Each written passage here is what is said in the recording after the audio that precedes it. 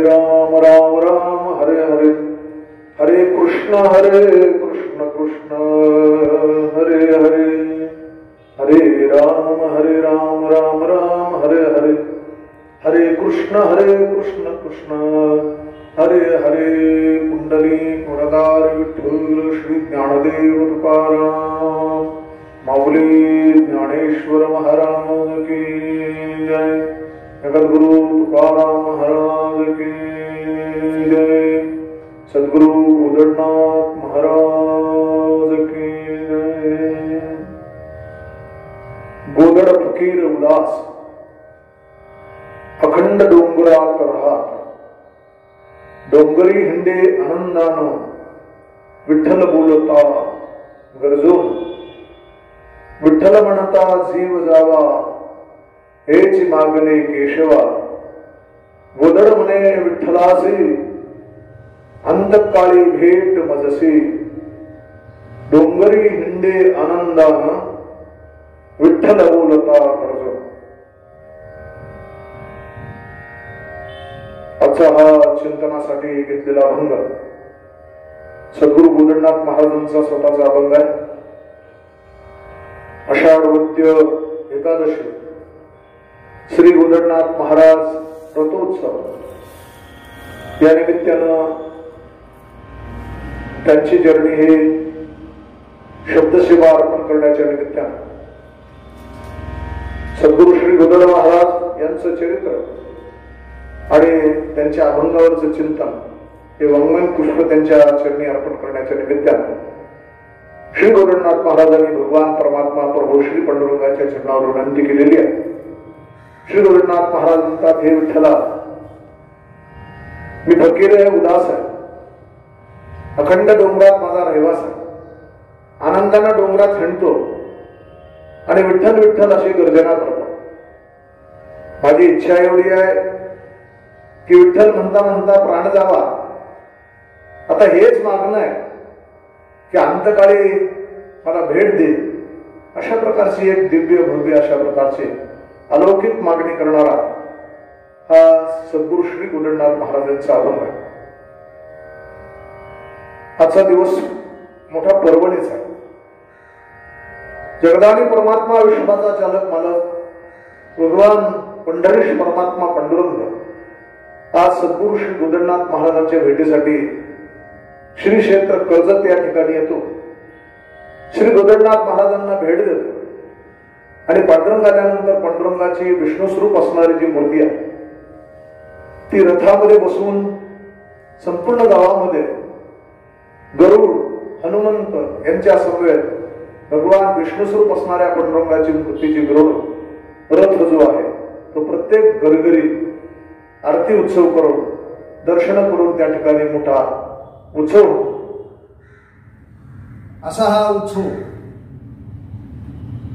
हा सद्गुरु श्री गोदडनाथ महाराजांच्या रथयात्रेच्या निमित्तानं या ठिकाणी कर्जत क्षेत्रामध्ये होतो. त्या निमित्तानं हे चिंतन आपल्या पुढे ठेवताना या जगामध्ये देव पण येतात, या जगामध्ये संत पण येतात आणि या जगामध्ये तुमच्या माझ्यासारखा सामान्य जीव सुद्धा येतो. या मृत्यू लोकांमध्ये देव येताना देवाचे विशिष्ट कार्य आहे. भगवान कशासाठी येतो? भगवान येतो तो याच्यासाठी भक्तारा के पायापासी दुर्जनासी संहारे. भक्ताला पायाजवळ ठेवतो, दुर्जनाचा संहार करतो. हे भगवंताचं कार्य आहे. अनेक अभंगामध्ये देवाच्या कार्याचं वर्णन करताना तुकाराम महाराज सुद्धा म्हणतात की धर्मरक्षा वय अवतार घेशी आपुल्या पाळीशी भक्तजना. भक्तांना सांभाळण्यासाठी दुष्टांचं त्या ठिकाणी आणि नाश करण्यासाठी भगवंताला अवतार घ्यावा. भगवान अवतार घेतात आणि भगवान त्या ठिकाणी अवतार घेत असताना त्या भक्ताला पायाजवळ ठेवतो आणि दुर्जनाचा संहार करतो. म्हणून आपण गीतेमध्ये सुद्धा असं यदा यदा हि धर्मस्य ग्लानिर्भवति भारताम त्याच्या सुद्धा परित्राणायाम साधूनाम विनाशाय च दुष्कृताम. साधूंचं रक्षण आणि दुर्जनांचा संहार हे देव कार्याच्या पाठीमागची कारण आहे. त्याचा अर्थ स्पष्ट आहे की जे साधू आहेत त्यांना भगवान आपल्या पायाजवळ ठेवतो, त्यांचं रक्षण करतो, त्यांना अभय देतो, त्यांच्यावर कृपा करतो आणि दुर्जनांचा संहार करतो. पण एक महत्वाची गोष्ट आहे की या जगात असा एक तिसरा वर्ग आहे. एक वर्ग साधूंचा आहे, एक वर्ग दुर्जनाचा आहे. पण एक वर्ग मात्र असा आहे की तो साधूही नाही आणि पूर्ण अंशाने दुर्जन सुद्धा नाही, पापी पण नाही. त्याला पापी म्हणायला गेलं तर पूर्ण पापी नाही. तो काही पुण्याची कृती करतो, नियम धर्म करतो, पण पुण्यवान म्हणावं, साधू म्हणावं तर तो साधू नाही. म्हणजे पूर्ण अंशाने साधू नाही आणि पूर्ण अंशानं पापी नाही. कोणतीच माणसं पूर्ण अंशानं पापी नसतात. पाल्या खोळा एवढं आपण पाप केलेलं का नाही. आपण पूर्ण अंशानं पापी नाही आणि पूर्ण अंशानं आपण जर साधू म्हणावं, संत म्हणावं, भक्त म्हणावं तर या संज्ञेपर्यंत, या पदापर्यंत आपण पोचलेलो नाही. मग हा जो मधला वर्ग देव फक्त त्याच्या अवतारामध्ये भक्ता संबंधात आणि दुर्जना संबंधामध्ये कार्य करीत असल्यामुळे हा भक्त नाही, भक्त या पदावर आरूढ झालेला नाही आणि तो दुर्जन सुद्धा पूर्ण अंशानं नाही. या एका विशिष्ट वर्गाचं काय. आणि म्हणून अशा एका विशिष्ट वर्गासाठी ज्यांचा अवतार होतो त्यांच्या उद्धारणासाठी त्या अवताराला संत अवतार असं म्हणतात. संत महात्म्याचं हे कार्य आहे.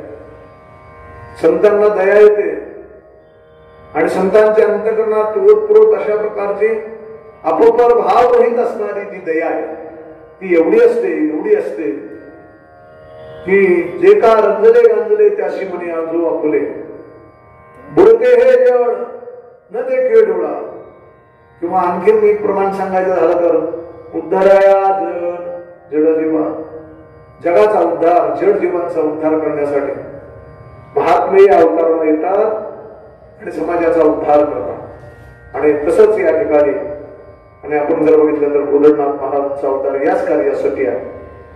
देवाला देवपणामध्ये जे करता येत नाही तोच भगवान संत रूपानं अवतीर्ण होतो आणि सर्वसामान्यांच्यासाठी ज्या ज्ञानाची जीवन जगण्यासाठी गरज आहे ते ज्ञान देतो.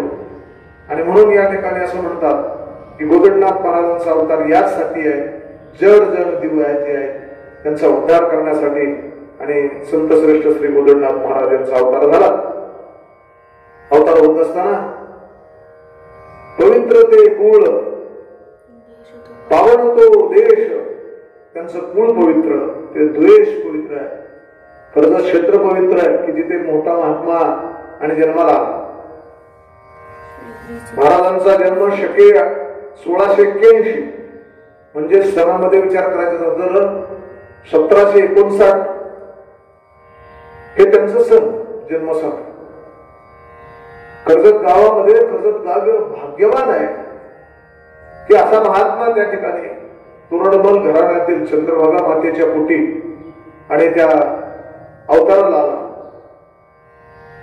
आणि प्रत्यक्ष भगवंतानं चंद्रभागा मातेला स्वप्नामध्ये आणि त्या ठिकाणी नारळाचा प्रसाद दिला आणि सांगितलं तेने तुझं होईल संतान. आईला सांगितलं की तुम्हाला संतान होईल असा आशीर्वाद दिला. स्वप्ना माझी एक महंत ब्राह्मणाचा वेश धरित, नारिकेल धरून हातात धले त्वरित प्रतिवर्तेशी. आणि असा नारळाचा प्रसाद ज्यावेळेला दिला आणि त्या प्रसादाच्या कृपेनं आणि त्या ठिकाणी सद्गुरू संत श्रेष्ठ श्री गोदडनाथ महाराजांचा आणि अवतार झाला, जन्म झाला. महाराजांचं नाव अमरसिंह. बालपणांचं वर्णन करीत असताना बालपणी काही लहान सामान्य आणि बालकांसारख्या त्यांच्या लीला होत्या, आपल्यासारखं नाही. महात्मे जन्मापासूनच त्या ठिकाणी वेगवेगळ्या विशिष्ट अशा प्रकारच्या लीला करतात. महाराजांचं वर्णन करताना बालपणी ते काही सामान्य मुलासारखं, सामान्य मुलासारखं खेळत नव्हते. त्यांचा खेळ कोणता होता याच्या एका ओवीत वर्णन करताना समजलेलं आहे. पाषाणाचे देव करुणे दगडाचे देव करायचे. पाषाण म्हणजे दगड, दगडाचे देव करायचे. भावांतरे शुद्ध धरून आणि त्या दगड ठेवायचे. परमात्म्याच्या संबंधामध्ये अंतःकरणात भरलेला ओतप्रोत जो भाव आहे तो अंतःकरणात धरून पूजा करे प्रेमे करून. आणि हे गोदडनाथ महाराज तासन तास अशा प्रकारचे त्या दगडाच्या देवाची पूजा करीत बसायचे. एकांतवासी बसून एकटच बसायचं आणि त्या दगडाच्या लहानगी मूर्ती आहे, लहान वयामध्ये खेळण्याचं वय आहे. त्यावेळेला खेळण्याचा वेगळं खेळ कोणताच नाही, दगड मांडायचे आणि परमात्मा तिथे आहे असा भाव अंतःकरणात निर्माण करायचा. आणि त्या अंतःकरणातल्या श्रेष्ठ भावानं त्या ठिकाणी एकांत बसा. तासन तास किती वेळ गेला ते काही कळत नसायचं. ध्यान लावून त्या समोर बसायचं. आणि असा हा लहानपणाचा खेळ असणारा, हा बालपणाचं वर्णन करताना असं केलेलं आहे. जन्मताच असणारा उपजता साधू जे आहे ते अशा पद्धतीचं त्यांचं बालपणापासून ते आणि भक्तिमय ते वर्तन आहे ते समाजाच्या दृष्टीने ते दाखवत होते की बालवयापासूनच खऱ्या अर्थानं परमार्थ करावा. आता आपल्याकडची मंडळी ते म्हणतात काय नाही, रिटायर झाल्यावर रिटायर झाल्यावर काय स्पष्ट प्रश्न विचारलाय, म्हातारपणे भक्ती करू काळ काय तुझा अज्ञाधार. काळ अज्ञाधारक आहे का म्हातारपणे येईल तोपर्यंत आपण जगणार आहे, हा एक सवाल आहे. आणि दुसरा सवाल असा आहे की म्हातारपणे भक्ती करू म्हणणारी जी माणसं आहेत ना त्यांची इंद्रिय भक्तीसाठी योग्य राहतच नाही.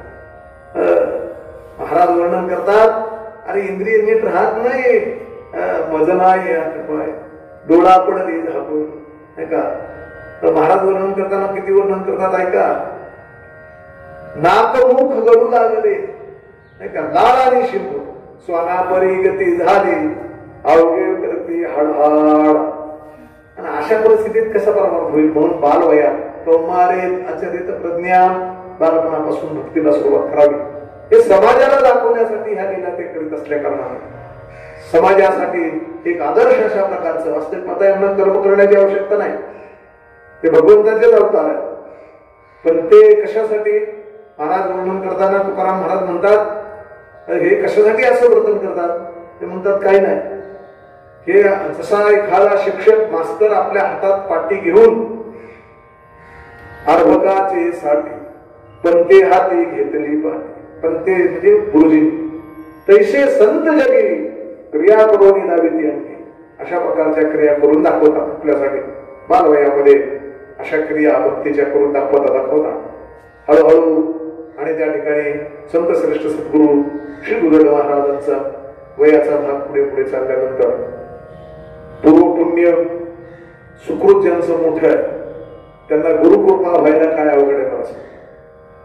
म्हणून एका ओवीत असं सांगितलंय, पूर्व सुकृत पावले अकस्मात तेथे नारायणनाथ आले, गोधडे निज दृष्टी पाहिले धावून धरले चरणासी. एक दिवस गोधडनाथ महाराजांच्या जीवनातला पूर्व सुकृताचा उदय झाला, भाग्याचा उदय. ते हे जोडी संत पाय जोडण्यासाठी भाग्य यावं लागतं. तसा पूर्व सुकृताचे मोठं असल्या कारणानं संत श्रेष्ठ श्री गोधडनाथ महाराजांच्या जीवनातला हा मोठा एक गुरुकृपेचा दिवस होता. नारायणनाथ स्वामी आले आणि ते पाहिल्याबरोबर संत श्रेष्ठ श्री गोधडनाथ महाराज धावतच गेले आणि धावून त्यांच्या चरणाशी लागलेली आहे. दोन्ही चरण आणि त्या ठिकाणी अशा प्रकारचे पकडले, चरणावर त्या ठिकाणी नतमस्तक झालेली आहे आणि साष्टांग दंडवत नमस्कार घातला. श्री संतांची माथा चरणावरी साष्टांग हे करी दंडवत. आणि अशा प्रकारचा दंडवत घातला, नमस्कार केला. डोळ्यामधून गळा सुरू निर्माण होता. सद्गुरू माऊली आली, माऊलीने कृपा केली. आता माऊली माझ्या भेटीशी आली आहे, गुरुकृपा मला होणार आहे. हा गगनात न मावणारा आनंद त्यांच्या अंतःकरणात आहे. सद्गुरू श्री गोधडनाथ महाराज आणि दोन्ही डोळ्यातून असुर आहे. गुरु माऊली अतिशय प्रेमळ आहे महाराज. सद्गुरू श्री गोधडनाथ महाराजांना उचलून घेतलं, आपल्या हृदयाशी लावलेलं आहे. आणि गुरु परंपरेप्रमाणे नाथ महाराजांचे शिष्य असणारे नारायणनाथ महाराज हे सद्गुरू श्री गोधडनाथ महाराजांचे गुरु आहे. आणि अशा गुरुचं दर्शन झालं. आणि गुरुचं दर्शन झाल्यानंतर तिथे गुरुंनी काय केलं म्हणतात तर गुरुजी प्रसन्न झाले, आशीर्वाद दिला. गुरुचा हात मस्तकावर ठेवल्याबरोबर काय कमी मला सांगतात. म्हणून ज्ञानदेव म्हणे तरलो करलो आता उतरलो गुरुकृपे. गुरुची कृपा झाल्यावर आपोआप तरण होतं. आणि म्हणून वर्णन करताना असं म्हणतात, गोधडी होती गुरुजवळी. गुरु बसले होते तिथे, गोधडी होती त्यांच्या जवळ. आणि मग अमरसिंहा दिली ते वेळी, अमरसिंह म्हणजे गोदडनाथ महाराज, त्यांना त्यावेळेला ती गोधडी दिली. मग तुळशी माळ करकमळे कंठी ते काळी घातली, आणि मग गोधडी त्यांना दिली. तुळशीची माळ जी हातात होते ती संत श्रेष्ठ श्री गोदडनाथ महाराजांच्या आणि गळ्यामध्ये श्री गुरूंनी त्या ठिकाणी घातलेली आहे. आणि म्हणून तिथे गोधडी दिली, म्हणून गोधडी दिली म्हणून गोदडनाथ म्हणते त्याला गुणे. आणि त्या दिवसापासून आणि त्या ठिकाणी गोधडी दिली आणि म्हणून गोदडनाथ अशा प्रकारचं नाव आणि महाराजांना ठेवलेले आहे. याचा लाक्षणिक अर्थ सांगताना असं सांगितलंय, गोदडी अशी 3 शब्दांचा आपण जर फोड केली तर गो म्हणजे काय, द म्हणजे काय आणि द म्हणजे काय, याचा विस्तार करताना लाक्षणिक अर्थानं असं सांगितलेलं आहे. गो म्हणजे इंद्रिय, गो नाम इंद्रिय, द म्हणजे इंद्रियांचं दमन, म्हणून गो आणि द इंद्रियांचं दमन, आणि ड म्हणजे माया दूर करणे याला ड असं म्हणतात. म्हणून सद्गुरूच्या कृपेनं इंद्रियांचं जे इंद्रिय अतिशय आणि विषयाकडे धावतात, कारण ऐसा स्वभावाची काय इंद्रियांचा, या विषयापासून काही आणि सर्वता रम्य नाही, विषयाशिवाय दुसरं त्याला रम्य काहीच नसतं. अशी इंद्रिय जी आहेत ना, ते इंद्रिय त्या इंद्रियांचं दमन करणं म्हणजे गो आणि द. आणि ड जी आहे ती माया, ती माया फार कठीण आहे, अत्यंत दुस्तर आहे. पण सद्गुरूची कृपा झाली मग ती माया नदी सहज करून जात. आणि म्हणून तुका म्हणे माया होय नासी लागे पाया, ती मायाच जी आहे अतिशय अवघड जी असणारी, दुस्तर असणारी सुद्धा ती दासी होते आणि पायाशी लागते. आणि म्हणून तिथे ड शब्द वापरलाय. असा हा गोदड या शब्दाचा अर्थ आहे गुरुकृपेनंतर. आणि त्या ठिकाणी गुरुंनी काय केलं, गुरुंनी मस्तकावर हात ठेवला. महाराज गुरूंचा हात मस्तकावर ठेवणं ही जीवनातली फार मोठी कृपा आहे. मस्तकी हात ठेवला गुरुने, महाराज म्हणतात. आणि मी कृतकृत्य झालो, धन्य झालो, वर्णन करताना सांगितलेलं आहे. मस्तकी हात ठेवला गुरुने त्याचे ठेंगणे त्रिभुवन. अरे गुरूंचा हात ज्याच्या मस्तकावर ठेवलेला आहे ना, त्याला त्रिभुवन सुद्धा त्या ठिकाणी ठेंगणं झालेलं आहे. आता याला काही मंत्र तंत्र लागत नाही, याला मंत्र न लागते काही. आणि त्या ठिकाणी काहीच दुसरं करायची गरज नाही गुरुकृपा झाल्यावर.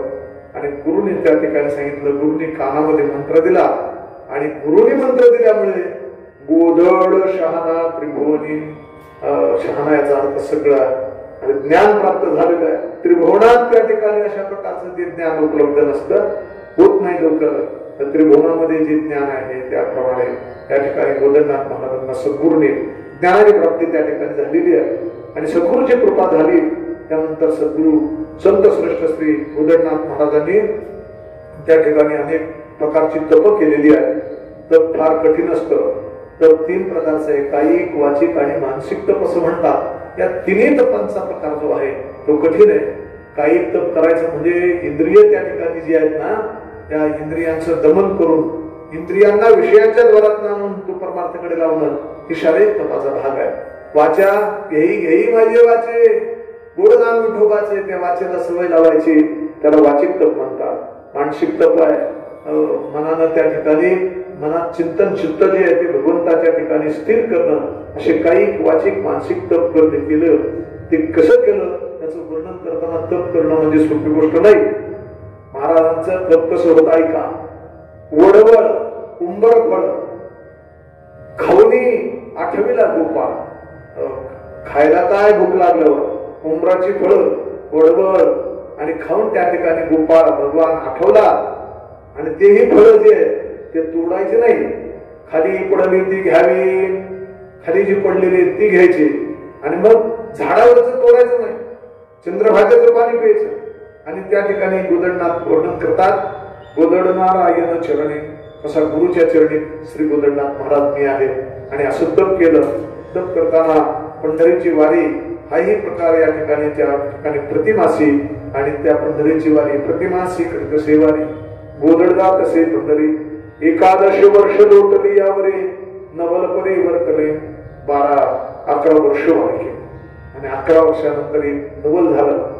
त्याच वेळेला नेहमीच्या नियमाप्रमाणे सद्गुरू श्री गोदडनाथ महाराज ज्या वेळेला पंढरपूरला आले, येऊनही पंढरपुरी राहुटी तिथली वाळवंट असे, आणि त्यावेळेला त्या दिवशी पंढरपूरला आले आणि पंढरपूरच्या वाळवंटामध्ये, चंद्रभागेच्या वाळवंटामध्ये, आणि तिथे त्या ठिकाणी राहुटी लावलेली आहे, पताका रोवलेल्या आहे, त्या ठिकाणी कनाता आहेत आणि त्या ठिकाणी संपूर्ण अशा प्रकारचा कनाता पताका लावलेली आहे, राहुटी लावलेली आहे. आणि संत श्रेष्ठ श्री सद्गुरू गोदडनाथ महाराज राहुटीमध्ये त्या ठिकाणी आनंदानं आणि चंद्रभागेच्या वाळवंटामध्ये भजन करतायत. भजन करीत असताना तेवढ्याला नेमका एक प्रकार झाला. तो प्रकार काय झाला? एका एक स्त्री पाण्यासाठी आलेली होती आणि तिने पाण्याने भरलेला जो आणि त्या ठिकाणचा घट होता तो घेऊन चाललेली असताना नेमका त्या राहुटीची जी दोरी होती आणि त्या ठिकाणी जी राहुटीला लावलेला दोर होता त्या दोराला तिचा पाय आणि गुंतला, ती खाली पडली. तिच्या मस्तकावरचा घट जो होता तो खाली पडला, तो फुटला आणि मग ती खाली पडल्यावर तिला इजा झाली. तिला मोठं दुःख झालेलं आहे आणि दुःख होऊन ती उठली आणि त्या राहुटीमध्ये भजन करणाऱ्या संत श्रेष्ठ श्री गोदडनाथ महाराज यांच्याकडे बघून बोलायला लागले. मने ढोंगी साधू आला कोण, पानवठा केली अडचण, चांदणे मार्गात उभी करून करी भजन निर्लज्ज हा, अशी निर्भत्सना केली. कोण आहे म्हणजे? हा ढोंगी आहे, निर्लज्जपणे या ठिकाणी भजन करतो, पानवठ्याला जाताना रस्त्यामध्ये मार्गामध्ये अडथळा निर्माण केलेला आहे, अशी निर्भत्सना करू आणि त्या ठिकाणी अशा प्रकारच्या शब्दामध्ये बोलायला लागले, अपशब्द वापरायला लागलेली आहे. त्यावेळेला संत श्रेष्ठ श्री गोदडनाथ महाराजांना अत्यंत वाईट वाटलं. भजन करीत असताना त्या स्त्रीच्या मुखातून निर्वचनाचे जे शब्द आलेले आहेत आणि अपशब्द जे ऐकलेले आहेत ते कानामध्ये ज्या वेळेला सरले त्यावेळेला अतिशय वाईट वाटलं. डोळ्यातून अश्रू वाहू लागलेले आहे. पांडुरंगाच्याकडे हात जोडले आणि परमात्म्याला सांगितलं, देवा तुझं भजन करीत असताना हा प्रसंग माझ्यावर का बरं यावा?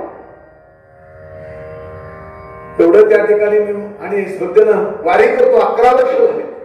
11 वर्षाची माझी वारी आहे. काही माझी मानसिक सेवा करतो. सद्गुरू श्री नारायणनाथ महाराजांनी दिलेल्या आशीर्वादाप्रमाणे या ठिकाणी वारी त्या ठिकाणी आणि चालू आहे. आणि आज हा प्रसंग माझ्यावर काय आहे? आणि मग डोळ्यात अश्रू आलेले, गळगळा गळगळा डोळ्यात अश्रू वाहत आहेत. आणि हे थोर साधू संत जे आहे ते देवाला दोष न देता स्वतःला दोष देतात. बहुतेक म्हणले आपलेच काहीतरी चुकलेलं आहे. माझा देवाला कंटाळा आलेला आहे. देवाला आपला कंटाळा आला का यासाठी त्यांनी आणि त्या ठिकाणी वर्णन करताना म्हणतात, बहुतेक म्हणे देवा तुझ्याला कंटाळा. देवा माझ्यासारख्या सामान्य भक्ताला तुझा कंटाळा आला ना, मला तर असंच वाटायला लागलं. आणि म्हणून अतिशय वाईट वाटलं. डोळ्यात घळघळा अश्रू वाहत आहे. आणि मग त्या ठिकाणी अश्रू डोळ्यातले पुसले. महाराज उभा राहिले आणि त्यांनी प्रतिज्ञाच केली, तेव्हा माझा तुला कंटाळा आलाय ना, ऐक म्हणजे आता न पाहू तुझे चरण, आता न पाहू तुझे वदन, देऊ आम्ही आपला प्राण. आता तुझं वदन सुद्धा तोंड सुद्धा आता पाहणार नाही. आणि मग सामुग्री सगळी एकत्र केली, राहुट्या कनाती एकत्र केल्या आणि त्या ठिकाणी सगळं राहुटीचं सामान एकत्र करून त्या चंद्रभागेच्या वाळवंटामध्ये सगळा सामान एकत्र केलं आणि त्या ठिकाणी अग्नी लावलेला. हो, आणि ते प्रज्वलित अग्नीने केली. आणि गोदडनाथ महाराज म्हणतात की देवा आता मी सुद्धा आता त्या ठिकाणी राहणार नाही आणि म्हणून मी सुद्धा प्राण अर्पण करतो. निज प्राण जो आहे तो माझा तुला अर्पण करतो. माझा तुला कंटाळा आलाय ना आता. आणि म्हणून निश्चयानं प्रतिज्ञा केली. अग्नी प्रज्वलित झालेला आहे. धाड धाड असा मोठा अग्नी चालू असताना, सर्व साहित्य जळत असताना संत श्रेष्ठ सद्गुरू श्री गोदडनाथ महाराजांनी प्रदक्षिणा करायला सुरुवात केली. तव गोदडे करुणी प्रदक्षिणा, एक प्रदक्षिणा आणि त्या ठिकाणी केलेली आहे. आणि देवाला हात जोडून पंढरपूरच्या पांडुरंगाला रावळाकडे हात जोडून सांगितलं, देवा म्हणे मी अर्पिन निज प्राण. आता भगवान माझ्या स्वतःचा प्राण तुला मी अर्पण करून टाकणार आहे. ऐक म्हणले देवा. आणि असं म्हणून त्यावेळेला निश्चय केला, त्यावेळेला ही प्रार्थना जी आणि त्या ठिकाणी अशा प्रकारची प्रतिज्ञा जी आहे ती भगवंताला ऐकू जायला किती वेळ लागणार आहे महाराज. भगवान परमात्मा प्रभू श्री पांडुरंगानं ती ऐकली, विटेवरून त्या परमात्मा पांडुरंगाने उडी टाकली आणि ऐसा समय पाहूनही तिचे नाही ना पंढरीराना धावला. आणि तो भगवान परमात्मा प्रभू श्री पांडुरंग धावत त्या ठिकाणी सद्गुरू श्री गोदंडनाथ महाराज होते त्या ठिकाणी धावत पळत आला आणि आल्याबरोबर देवानं सांगितलं, अरे म्हणले थांब, काय करतोस? त्याने सांगितलं, देवा तुम्ही स्वतः आल्यात ना, आता माझा तुम्हाला कंटाळा आलाय ना, मी आता निज प्राण तुमच्या चरणावर अर्पण करणार आहे, मी इथे थांबत नाही. म्हणजे आता तुझं वदन सुद्धा पाहण्याची माझी इच्छा आहे. देवाला भांडायला सुद्धा ताकद लागते महाराज, नाही का? मोठी श्रद्धा लागते, भक्ती लागते. देवाशी भांडायला सुरुवात केली, संवाद सुरू केला, भगवान त्या ठिकाणी प्रसन्न झाले. संत श्रेष्ठ श्री सद्गुरू गोदंडनाथ महाराजांना प्रत्यक्ष भगवंतानं दर्शन दिलं आणि सांगितलं, म्हणले उठ आणि एक काम करा, आता म्हणले तू आज आले जन्मभूमीशी, तुझी जी कर्जत नावाचे श्री क्षेत्र कर्जत नावाची जन्मभूमी आहे त्या जन्मभूमीला जा आणि तिथे समाधिस्थ व्हावे. त्या स्थळी, त्या स्थळावर कर्जत नावाच्या श्री क्षेत्र कर्जत नावाचं तुमचं जे जन्मगाव आहे त्या ठिकाणी तुम्ही जाऊन समाधिस्थ व्हा आणि पुढचं माझं वचन ऐका. म्हणजे आषाढ कृष्ण एकादशीची आम्ही तुझपासी सत्य येऊ. आणि प्रत्येक आषाढ कृष्ण एकादशीला आणि आम्ही मात्र तुमच्याकडे तुझ्या दर्शनासाठी, मी तुला दर्शन देण्यासाठी मी येणार आहे. आणि तीच परंपरा आहे. म्हणून हा आजचा दिवस अतिशय महत्वाचा आहे की ज्या दिवशी जगदानी परमात्मा विश्वाचा चालक मालक पंढरपूर सोडून श्री क्षेत्र कर्जत या स्थळी सद्गुरू श्री गोदंडनाथ महाराजांच्या समाधी स्थळी ज्या वेळेला आणि दर्शन देण्यासाठी येतो त्यावेळेला आमच्या सद्गुरू श्री गोदंडनाथ महाराजांनी आणि प्रार्थना केली. संत हे स्वतःचा विचार नाही करीत, सगळ्यांना समाधान मिळावं, भगवंताचं सगळ्यांना दर्शन व्हावं या इच्छेनं ते असं आणि प्रार्थना देवाला केली की देवा तुम्ही आला, मग समाज त्या ठिकाणी मला दर्शन तर होईलच नाही, पण माझ्या कर्जत मध्ये राहणाऱ्या सगळ्यांना आणि आपलं दर्शन झालं पाहिजे. म्हणून याच भूमिकेतून आजही जगदानी परमात्मा पांडुरंग आल्याबरोबर श्री विष्णू स्वरूपातली पांडुरंगाची मूर्ती आणि रथामध्ये गरुड आणि हनुमंतासहित बसवली जाते आणि तो भगवान प्रत्यक्ष परमात्मा पांडुरंग मूर्ती रूपानं त्या ठिकाणी प्रत्येकाच्या घरी जाऊन आरती घेतो, दर्शन देतो, सगळ्यावर कृपा करतो. अशा प्रकारच्या ह्या भगवंताची त्या ठिकाणी अशा आणि ही कृपा होते. म्हणून हा आजचा जो दिवस रथ यात्रेचा आहे तो अतिशय महत्वाचा आहे. त्याचं कारण असं की या रथ यात्रेच्या निमित्तानं आणि या ठिकाणी प्रत्यक्ष जगदानी परमात्मा विश्वाचा चालक मालक पांडुरंग ज्या ठिकाणी कर्जतला येतो, तुम्हाला मला दर्शन त्या ठिकाणी होतं. म्हणून हा जो रथ आहे, रथ यात्रा आहे, हा जो रथ आहे तो प्रत्यक्ष परमात्मा पांडुरंग त्या रथात बसलेला आहे. सद्गुरू श्री गोदंडनाथ महाराजांना दर्शनासाठी आलेला आहे आणि त्या निमित्तानं ही कर्जत क्षेत्रामध्ये या ठिकाणी अशा प्रकारची रथयात्रा होते. महाराजांनी गुरु परंपरेप्रमाणे गुरुनं दिलेल्या आणि त्या ठिकाणी आशीर्वादाला नारायणनाथ महाराजांच्या आणि कृपेनं मोठे आणि त्या ठिकाणी ग्रंथ सुद्धा जे लिखाण केलेलं आहे संत श्रेष्ठ श्री गोदंडनाथ महाराज यांचं ग्रंथ लिखाण कोणते ग्रंथ आहे तर योग सिद्धांत, जगतारक, संत विजय, योग निर्णय, गोदड रामायण आणि संवत्सरी नावाचे 60 वर्षांची सुसूत्र आणि अशा प्रकारचे भविष्याची शृंखला या ठिकाणी महाराज संवत्सरी या ग्रंथात केलेली आहे. तो संवत्सरी जो ग्रंथ आहे तो अद्यापही आजही पाडव्याला त्या ठिकाणी संवत्सराचं वाचन केलं जातं आणि अभंग रचना सुद्धा संत श्रेष्ठ श्री सद्गुरू गोदंडनाथ महाराजांनी आणि या समाजाच्या कल्याणासाठी केलेली आहे. आणि म्हणून प्रत्यक्ष परमात्मा पांडुरंग पंढरी क्षेत्र सोडून श्री क्षेत्र कर्जत या ठिकाणी येत असल्यामुळे कर्जतालाच आपल्याला पंढरपूर आहे. आणि म्हणून असं म्हणतात कर्जत आमचे पंढरपूर. आमचं पंढरपूर कोणतं आहे? आमचं कर्जत हे पंढरपूर आहे. गोदंडनाथ रमावर आणि प्रत्यक्ष आम्हाला रमावर म्हणजे परमात्मा कोण आहे? प्रत्यक्ष आमचे गोदंडनाथ महाराजच ठिकाणी विठ्ठल स्वरूप विष्णू स्वरूप आम्हाला आहे आणि तिथं गोदावरी गंगा कोणती आहे? आमच्या अंतःकरणात असणारा शुद्ध भाव जो आहे, शुद्ध भाव गोदावरी गंगा, आमच्या अंतःकरणातला शुद्ध भाव तो गोदावरी गंगा आहे. आणि पुंडलिक कोण आहे? आमच्या अंतःकरणातला भाव हा पुंडलिक आहे. आणि म्हणून सगळ्या भाविकांना आव्हान केलेलं आहे एका अभंगामध्ये, या हो अवघे जण, करा गोधड समाधी वंदन. आणि म्हणून ह्या श्री क्षेत्र असणाऱ्या आणि कर्जतला श्री संत श्रेष्ठ श्री आणि गोदंडनाथ महाराज यांची संजीवन समाधीचं दर्शन करावं. कारण आपल्याला पंढरपूर कोणतं आहे? कर्जतांचे पंढरपूर, कर्जत हेच पंढरपूर आहे.